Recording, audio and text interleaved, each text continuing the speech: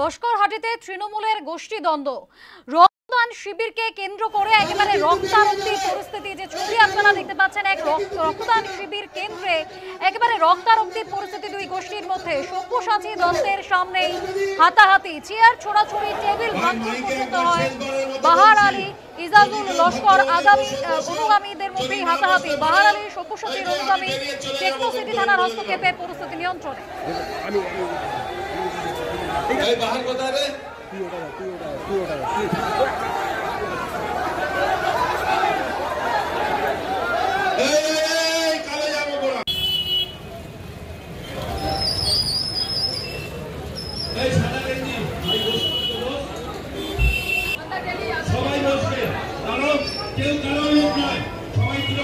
টেলিফোনে রয়েছেন প্রতিনিধি সন্তোষ ঠাকুর। সন্তোষ, দুই গোষ্ঠীর মধ্যে একটা রক্তদান শিবির কেন্দ্রে গিয়ে এরকম রক্তারক্তির পরিস্থিতি।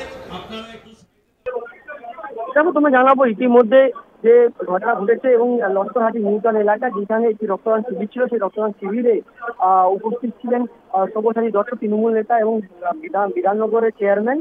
সেই সময় তৃণমূলের যে গোষ্ঠী সেটা পরিষ্কার দেখা গেছে, যেখানে স্টেজে উপরে ছিলেন সব্যসাচী দত্ত এবং তার সামনে যখন চেয়ারে বসেছিলেন বেশ কিছু তৃণমূল কর্মীরা। তারা নিজেদের এলাকা দখলের দাবিতে তারা গন্ডগোল শুরু করেন এবং দেখা যায় যে চেয়ার থেকে তারা একের উপরে এক তারা মারতে শুরু করেন, যার মধ্যে তৃণমূল কর্মীদের মধ্যে দুজন তৃণমূল কর্মী আহত হন ঘটনাস্থলে। তারপরে সব্যসাচী দত্ত স্টেজ থেকে তিনি জানান যে এই গন্ডগোল করলে তিনি সেই জায়গা থেকে অর্থাৎ এই রক্তদান শিবির থেকে তিনি চলে যাবেন। সেক্ষেত্রে তারপরে এই গন্ডগোলটি চলে যায়, কিন্তু পরবর্তী সময় তাদের যারা দুই পক্ষ, তৃণমূলের যে দুই পক্ষ যারা ছিলেন তাদেরকে স্টেজে দাঁড় করিয়ে তাদেরকে বোঝালেন সব্যসাচী দত্ত এবং তারা জানালেন কি তারা তৃণমূলের কর্মী এবং তারা তৃণমূলের কথাই শুনবেন, তাদের নিজেদের মধ্যে গন্ডগোল হওয়া উচিত নয়। তবে যদি গন্ডগোল কেউ করে তবে সে বহিরাগত এবং তারা অন্য দল থেকে এসে আমাদের দলের মধ্যে গোষ্ঠীদ্বন্দ্ব করানোর চেষ্টা করছে।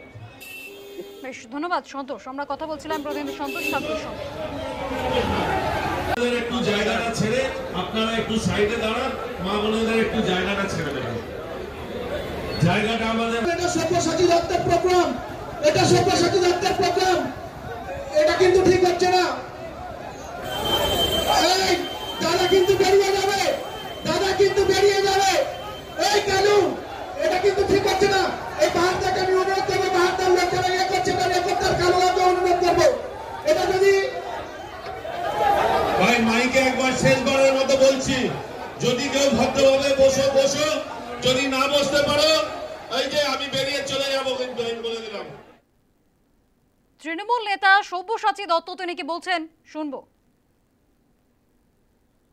একটা ভুল আমাদের হয়েছে, গেটটা খুব ছোট হয়ে গেছে, লোক অনেক বেশি হয়ে গেছে, সেই কারণে সেই জন্য না মারামারি হয়নি ভাই। ঢুকতে গিয়ে এইটুকু গেটে আপনারাও দেখছেন, আপনারা তো 10 জন এসছেন মিডিয়ার লোক, আপনারাই ঢুকতে অসুবিধা হচ্ছে। আমাদের আইডিয়া ছিল না এত লোক এখানে সমাগম হবে। গেটটা সামনের বার থেকে আমরা আরো বড় করব। বিশৃঙ্খলা আপনারাই চিন্তা করছেন, আপনারাই তৈরি করার চেষ্টা করছেন, আপনারা চালিয়ে যান আর আসবেন বেলা বিরিয়ানি খেয়ে যাবেন।